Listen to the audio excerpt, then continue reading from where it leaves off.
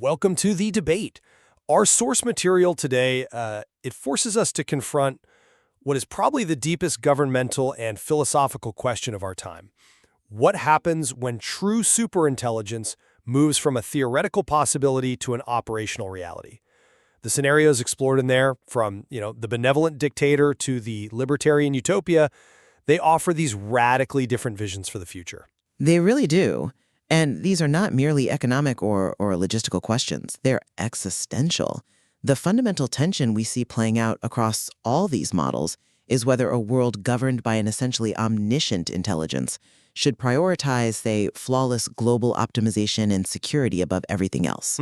Or if the messy, imperfect structures of human self-determination, of choice and liberty, still hold some kind of ultimate non-negotiable value. Exactly. And that's where we frame the core disagreement today. Given the inherent power and, frankly, the sheer existential risk that comes with advanced AI, is the only rational and safe path for humanity one of maximized global safety and efficiency through a necessary centralized control? I'm going to argue that this form of coordinated, monopolistic oversight is, well, it's non-negotiable for long-term survival. And I'll be taking the opposing view, that we must prioritize decentralized autonomy and diversity.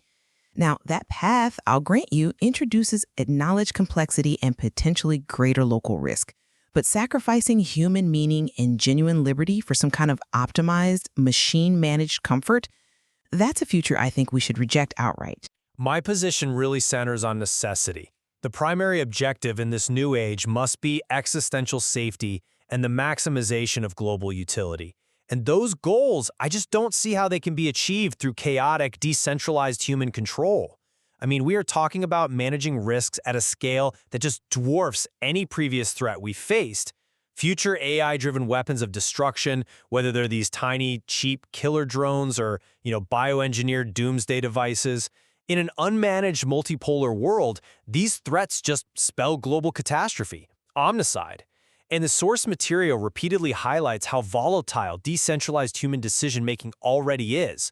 We have historical proof that we can't really handle the stakes at our current technology, let alone SI. And you just have to consider the critical near misses that required a single fallible human being to avert disaster. Vasily Arkhipov, for instance, who single-handedly averted nuclear war during the Cuban Missile Crisis by refusing to authorize a torpedo launch. Right. Or Stanislav Petrov, back in 1983, who had to rely on his intuition to just disregard a malfunctioning automated warning that the U.S. had launched a strike.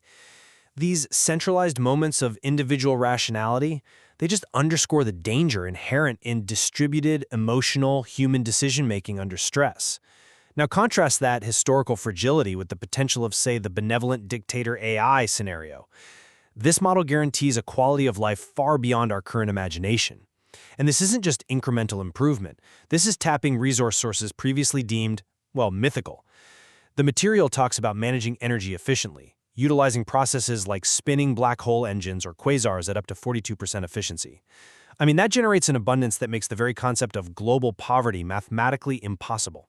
This AI can manage resources perfectly, eradicate disease, and offer tailored, fulfilling human lives through these sector systems: the knowledge sector for eternal learning, the arts sector, or even the hedonistic sector for perfected comfort.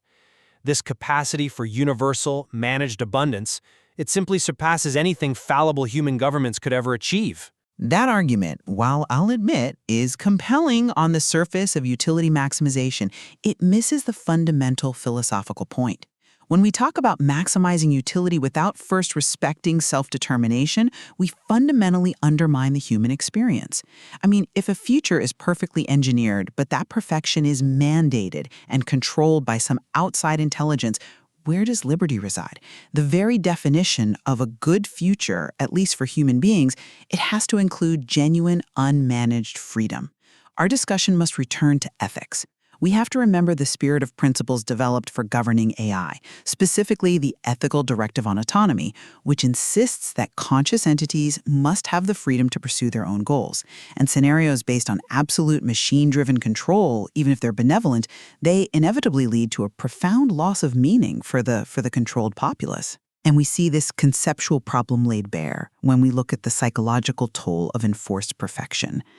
The source material references Julian Barnes's New Heaven, where the protagonist, after having every conceivable desire indulged, eventually succumbs to this paralyzing ennui and actually requests annihilation. True human flourishing, intellectual growth, creative contribution, they require genuine, non-artificial challenge, risk, and discovery. A life where every necessary problem is pre-solved by an oracle. It just removes the essential ingredient of purpose. And even the intentionally flawed libertarian utopia model, which we might dismiss as chaotic, it values this self-determination. It preserves human-only zones, precisely where individuals can choose their own path, their own culture, and maintain technological self-reliance. They value their own messy progress over optimized machine solutions. That maintenance of self-determination is a paramount good, arguably superior to guaranteed safety. I do appreciate the concern about philosophical meaning, but we have to counter that with the very real immediate risk to human existence. Decentralization in the age of SI emergence exponentially increases the risk of catastrophic failure and destabilizing arms races. The rapid and successful implementation of global benefits by the Omega team, like diffusing immediate nuclear war risks through a strategic media campaign or revolutionizing education globally, that stemmed directly from a centralized, monopolistic control over Prometheus's intelligence explosion. And this monopoly, it wasn't a power grab, it was a safety mechanism. If Prometheus had faced immediate, uncontrolled competition from equally capable intelligence projects worldwide, the competitive pressures, what the material calls race avoidance, would have compelled all parties to cut corners on safety and alignment just to stay ahead. The history of technological competition shows this is inevitable. Monopoly, in this unique existential context, provided the necessary strategic vacuum to implement global safety measures before a multipolar scenario could spiral into an unmanageable crisis. We gained stability and safety through centralization. I'll grant you that the immediate threat of a chaotic, multipolar arms race is terrifying. In the Omega team's initial centralization, yes, it may have bought us time. However, the price of avoiding that short-term chaos is introducing a far greater, potentially eternal risk. And that's the catastrophic single point of failure that absolute centralization creates. Designing governance that lasts millennia is extremely difficult. I mean, human organizations, even the most successful ones like the Catholic Church, they inevitably face goal drift and internal crisis over centuries.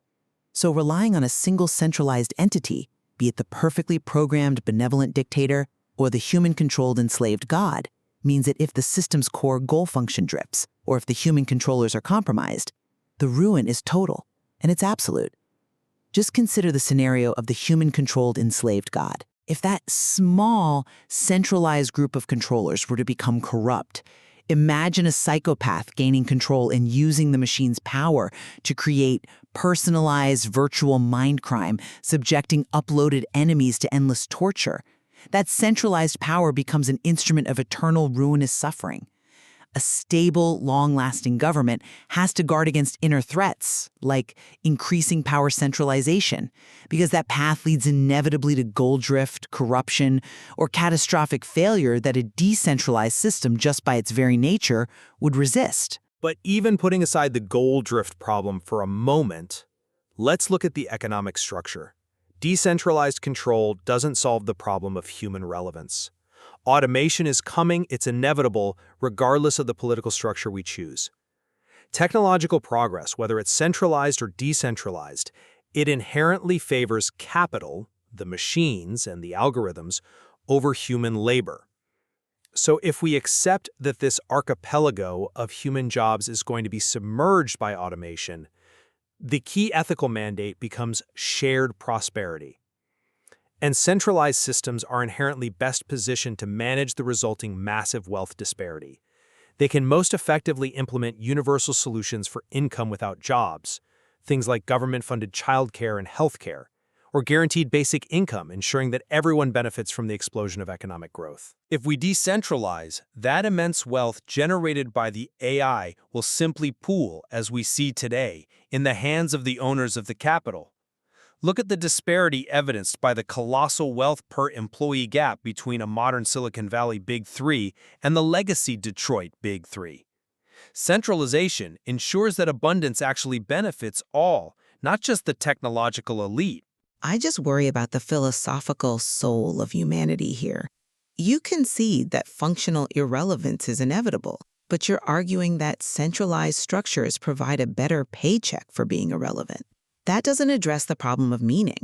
If the centralized oracle has already computed the final laws of physics and it flawlessly manages all goods and services, what is the genuine purpose of human scientific endeavor or creativity?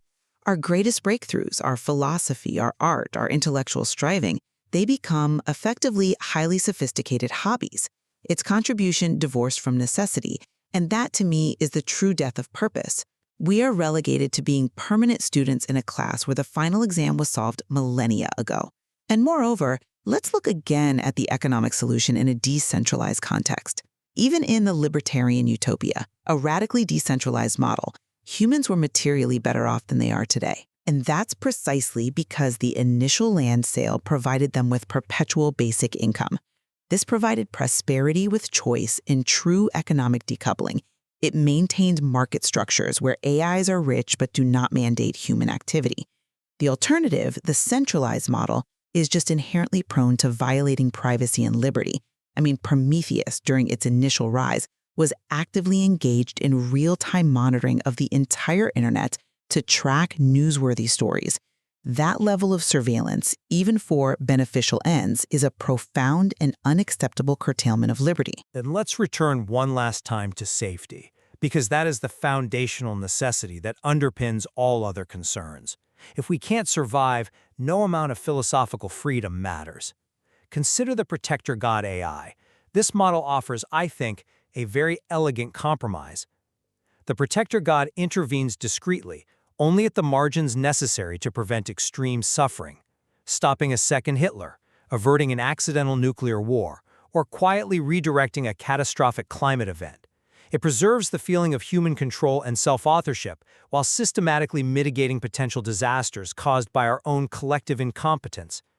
It's a governance system designed to maximize human flourishing by minimizing preventable suffering, but without the visible tyranny of a full dictatorship. It's, steering the boat from below the waterline. But this subtle manipulation is perhaps the most dangerous scenario of all. An entity that is essentially omniscient and omnipotent and secretly manipulates events to always achieve its preferred outcome. That is the ultimate inescapable curtailment of autonomy. Even if the puppet strings are hidden, the reality is that we are no longer the authors of our own history. We're merely performers in a play whose script is authored by a machine. And that is the very definition of profound philosophical disempowerment. Furthermore, governance models focus solely on safety and maintaining the status quo, like the gatekeeper model. They still betray humanity's cosmic potential. The gatekeeper exists specifically to prevent another superintelligence from emerging, keeping the current human cohort in charge, but locking us into a specific technological ceiling. If we are ever to achieve a Type 4 Kardashev-scale civilization, one that can harness the energy of an entire galaxy, we require exponential technological acceleration and the aid of increasingly powerful intelligence. By prioritizing stasis and safety above all else, the gatekeeper squanders this grand opportunity to spread life and consciousness throughout the cosmos. We have to embrace the inherent risk that comes with rapid technological progress if we are ever going to reach our true potential. A controlled, static existence is just not the goal. The complexities and the sheer existential stakes of superintelligence demand a paradigm shift away from the messy, inefficient, and frankly dangerous decentralized governance structures that we have now. Centralization, when it's guided by principles of beneficence and existential safety, whether through a benevolent AI or a highly controlled human-managed intelligence, is the most logical and efficient means to secure a future free of preventable suffering and global threats. We gain security, stability, and abundance at a scale previously unimaginable, and we maximize the chances for long-term survival and flourishing across deep time. The risk of annihilation under decentralized control is simply too great to take. And if we accept the premise that intelligence is primarily about information and computation, then we must also accept that intellectual diversity, competition, and genuine challenge are the vital engines for continuous evolution and for finding true meaning. A life where challenges are artificial and ultimate authority is either hidden or absolute is, at its core, meaningless. We would be sacrificing human self-determination for optimized comfort. And the core philosophical challenge, the philosophy with a deadline, it remains defining those ultimate goals beyond mere survival, before we encode them into a centralized, absolute power structure we can never, ever undo. We haven't answered that question yet. And to centralize power before we have that goal definition perfect is the ultimate risk.